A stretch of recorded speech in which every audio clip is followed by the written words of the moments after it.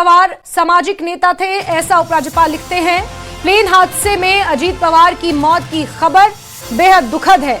वहीं प्रधानमंत्री मोदी ने भी निधन पर दुख जताया है। महाराष्ट्र के बारामती में यह दर्दनाक हादसा पेश आया है। अजीत पवार समेत 5 लोगों की इस प्लेन क्रैश में मृत्यु की खबर है, जिसके बाद हर तरफ संवेदनाओं का सिलसिला जारी है और उपराज्यपाल मनोज सिन्हा ने भी दुख व्यक्त किया है, अपनी संवेदनाएं व्यक्त की हैं।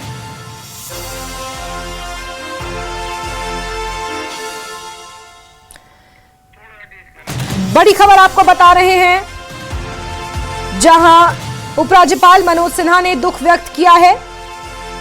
जो आकस्मिक निधन अजीत पवार का हुआ है, बारामती रनवे के ठीक पास यह विमान दुर्घटनाग्रस्त हुआ, जिसके बाद फ्यूल टैंक में अचानक आग लग गई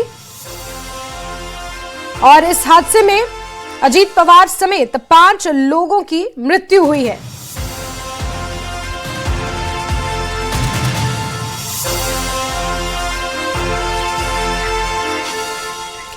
वहीं अजीत पवार के निधन पर मुख्यमंत्री ने भी दुख जताया है। अजीत पवार के निधन से सदमा पहुंचा है, ऐसा मुख्यमंत्री लिखते हैं। अजीत पवार साहब के असामयिक निधन की खबर सुनकर गहरा सदमा पहुंचा है, ये उमर अब्दुल्ला ने लिखा है। मैं अजीत दा को अपने बॉम्बे के कॉलेज के दिनों से जानता हूं।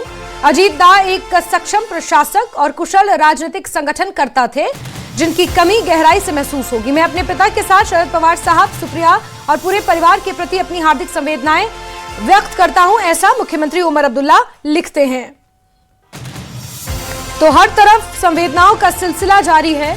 जहां एक तरफ उपराज्यपाल मनोज सिन्हा ने ये संवेदनाएं प्रकट की हैं, तो वहीं मुख्यमंत्री उमर अब्दुल्ला भी ये अपनी संवेदनाएं व्यक्त कर रहे हैं और उनका ये कहना है कि वो अपने मुंबई डेज, जब वो बॉम्बे में कॉलेज में पढ़ते थे, उन दिनों से वो अजीत पवार को जानते हैं और इस दुख की घड़ी में वो शरद पवार साहब, सुप्रिया और पूरी परिवार को संवेदनाएं अपनी प्रकट करते हैं और दुख व्यक्त करते हैं।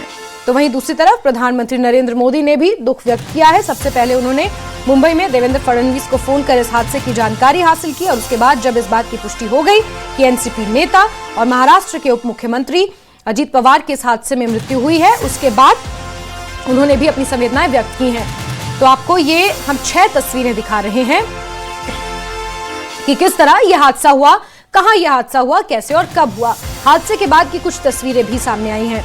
सुबह 8:10 पर मुंबई से यह विमान उड़ा था। ये एआई वर्जन है कि यह हादसा इस तरह हुआ हो सकता है। वहीं दूसरी तस्वीर आप देख रहे हैं सुबह 8:45 पर बारामती में, जहां रनवे पर यह विमान क्रैश हुआ और उसके बाद बताया जा रहा है कि फ्यूल टैंक में अचानक आग लग गई और आग इतनी भयंकर थी कि किसी को बाहर निकलने का, बचने का